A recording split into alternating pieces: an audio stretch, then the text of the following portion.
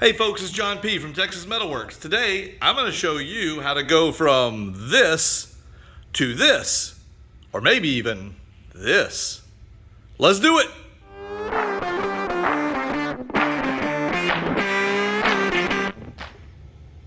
Okay gang, this is what I'm talking about. This is one of our 30 by 48 welding tables.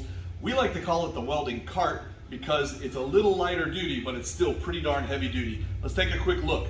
We've got a top that is comprised of 3/16 inch material, and it's got a rib infrastructure. Come over here, get on in it. You can see that we've got crisscrossing ribs everywhere, and those ribs use tabs and slots to keep them aligned on the tabletop here.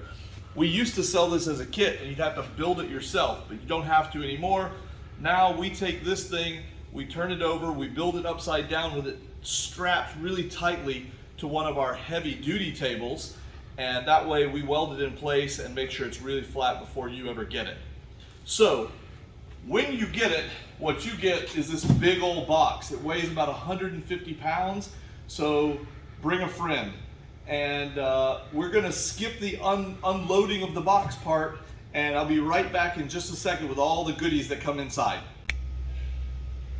Okay, we magically unboxed everything. There's nothing complex here, folks. We've got the tabletop itself, which is already put together, and we'll go over that in a second. Over here, we've got 3 cross braces. You're gonna get 2 of the shorter ones, and you're gonna get 1 long cross brace. Also, I want you to notice all the tubing we use is 2-inch square 16 gauge tubing on this. So this is way stronger than you're gonna need for anything you put on this table. Now, you're also gonna get the 4 legs, and the legs have 10 gauge caster mounting plates that are laser cut and welded onto them. You're also going to, of course, get your 4 swivel lock casters. These are total lock swivel lock casters. So when you lock it, it locks it from swiveling and it locks it from rolling. And you're going to get some bolts for the legs, some bolts for the casters. So that's it. Let's talk about how they go together. First of all, there are 2 little tricks here. One, we notice that our casters are rectangular, they're not square, okay?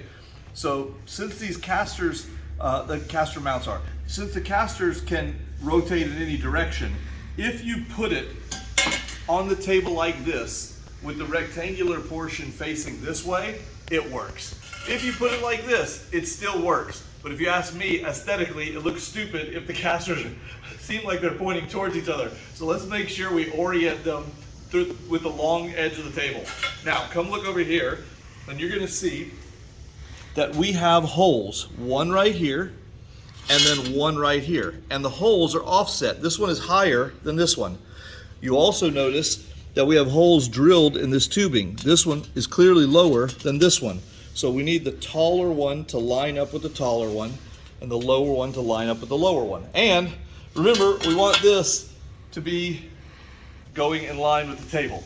Now, because I'm super anal, I want you to notice one other thing. This is called the weld seam. Can you see that on the tubing right here, this big line?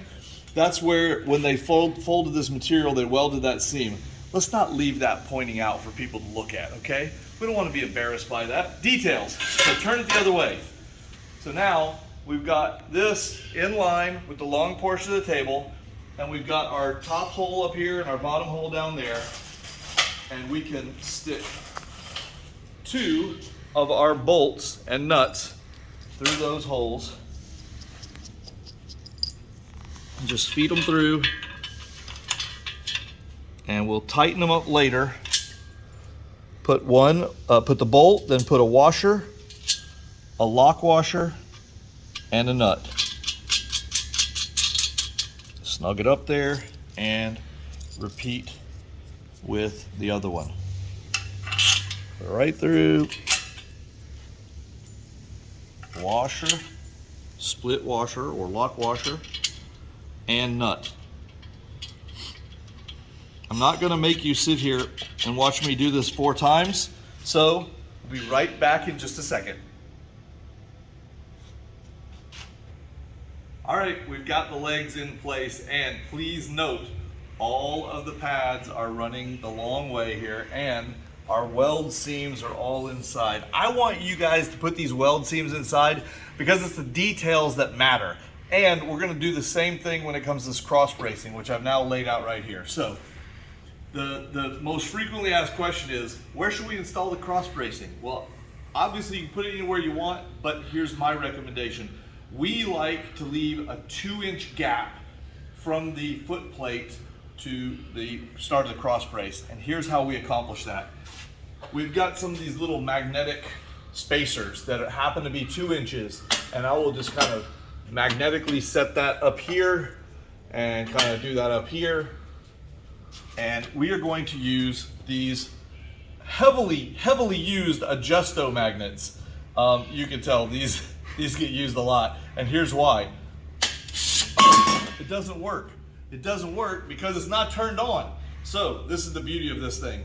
We'll turn it, we'll place it where we want it, then we turn it on. Now, I mean, you cannot move this thing. You want to move it, you flip that, you take it right off. So, highly recommend these. We're going to put one over here, we're going to put one over here, and you're going to see another trick that we do with these that you can't do very easily without.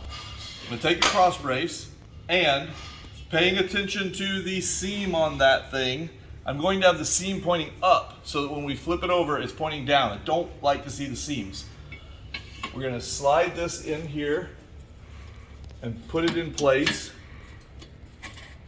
and it's just resting there now. Now, remember, I've got this block right here. This is a spacer, 2 inches. All I care about is 2 inches. If you don't have one of these little blocks, it doesn't matter. Use a ruler or a tape measure. I've loosened up the magnet with the switch, and I'm shoving it up. Oops. Shoving it up real tight, and I'm turning the switch back on. And that is now exactly 2 inches below that sucker. And it's the easiest way we found of doing it. I'm gonna do the same thing over here. I'm gonna turn this power off on my magnet.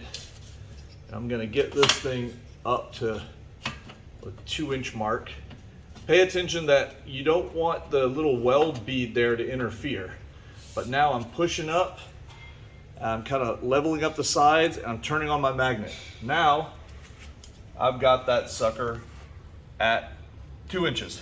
So, that's what we do. We're gonna do it on this side, we're gonna repeat here, and then the cross brace, you're just gonna put it in the middle, seams up, and put it in the middle, and tack it all in place. Once you've got those tacked in place, you're ready to weld, and that's it. I don't think we need to go over the installation of the casters. It's 4 bolts. I mean, 4 bolts and nuts. You got them in a package. I think you can cover that. So that's how we do it. We're gonna cut, and I'm gonna come right back in a second and show you what a finished cart looks like with a bunch of the accessories on it, because when you get those accessories, you may have questions about, how do I put these on here? What's the right way to do it? All right, be right back.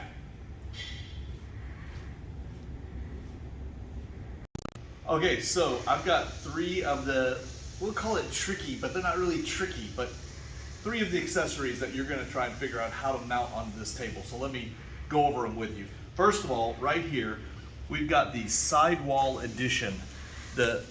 What this does is it allows us to convert our sidewall, you know, our table, which has no sidewall, into having a sidewall. There's one already mounted on here.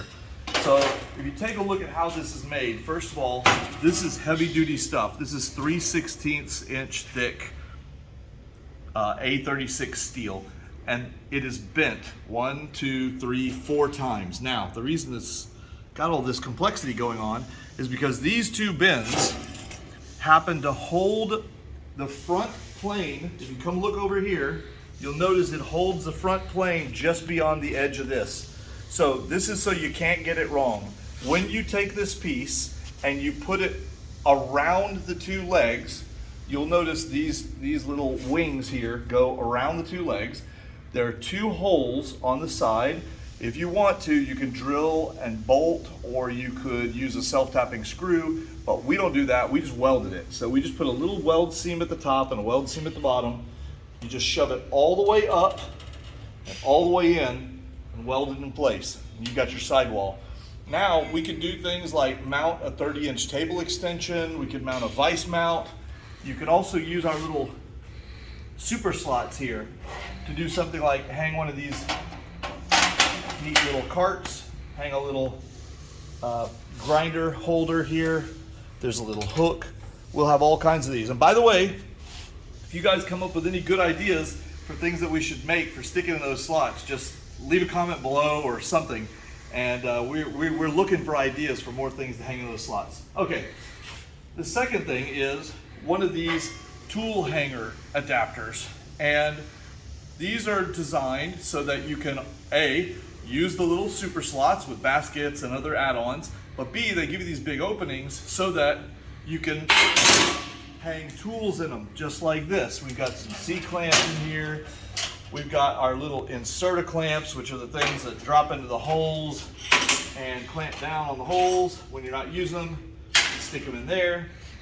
On this particular one, we have one of our giant boxes. So that's what you get when you put this on. And again, this is some heavy duty stuff. It's made from the same 3/16 inch plate that the top is made from, that the sidewall edition is made from.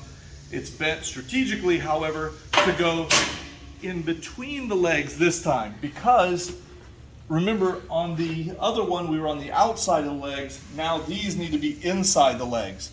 So all we did was kind of flushed up this with the leg on both sides, held it up to where it was kind of touching the rib underneath, and we just seam welded it in there. Again, there are holes right here, and if you want, you could drill and bolt, or you could screw it with a screw.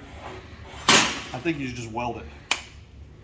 Now, finally, if you opt for this, we also have the gas tank holder, and this is what the bottom piece of that thing looks like. From an installation standpoint, it's actually pretty easy. This kit comes with two things. It comes with a little, an extra cross brace, which you will decide what height you want it at and weld it in. And there's a top part that will get screwed or welded onto that cross brace. And then the bottom part gets screwed or welded onto the cross braces down here. So in our case, we also put the bottom shelf on this particular table. And you'll notice the shelf has slots in it, so you can strap things to it, or you could make accessories that would bolt into the slots. In our case, with the gas tank holder, we just put it right on top of the shelf and call it a day. So that is the overview of the 30x48 tables and most of the major accessories you want to put on them. We love these tables. We use them here in our shop. We develop them for our shop, and they become incredibly popular all over the country. If you have any questions, hit us up, or come see the website. You can chat with us, you can call us, whatever. Leave a comment below and we'll get right back to you. So thanks for watching. Hit the thumbs up if you like it, subscribe if you want to see more, and we'll see you later on.